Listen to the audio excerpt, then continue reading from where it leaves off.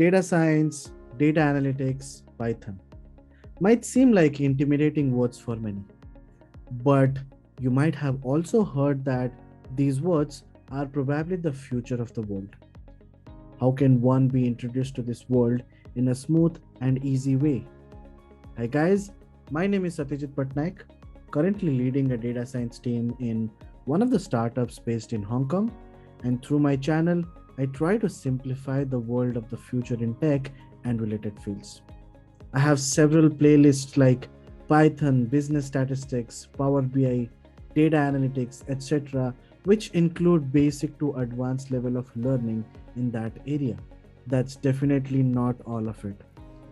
I have even organized ways to complete a resume, conducted talks with the experts in the field, and also other videos to answer all of your questions related to data science and analytics. I plan to make more of these to give everyone a chance to be introduced to the fascinating world of tech without any hassle. So please subscribe to my channel to be able to learn and specialize. Give it a go.